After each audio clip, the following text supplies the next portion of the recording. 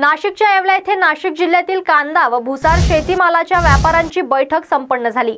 या बैठकीत नाशिक जिल्हा व्यापारी असोसिएशनने मोठा निर्णय घेतला आहे। 1 एप्रिल 2024 पासून शेतकऱ्यांनी विक्री केलेल्या कांदा व भुसार शेतीमालातून 2% हमाली तोलाई कपात न करण्याचा निर्णय घेतला आहे। गेल्या अनेक वर्षापासूनची परंपरा खंडित करण्याचा निर्णय घेण्यात आल्याने येणाऱ्या दिवसात बाजार समिती, शेतकरी आणि माथाडी हमाल कामगार असा संघर्ष निर्माण होणार आहे।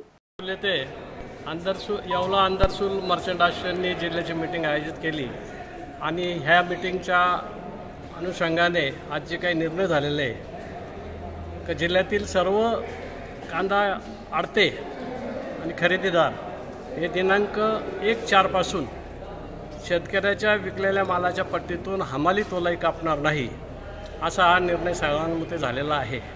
गुंतागुंतीची पद्धत तयार करून आत्तापर्यंत व्यापारी आणि शेतकरी दोघंही याच्यात भरडला गेलेला आहे। व्यापाऱ्याच्या दृष्टीने बोलायचं झालं तर हमाली तोलाई मार्केट कायदे आपलं माथाडी कायद्यामध्ये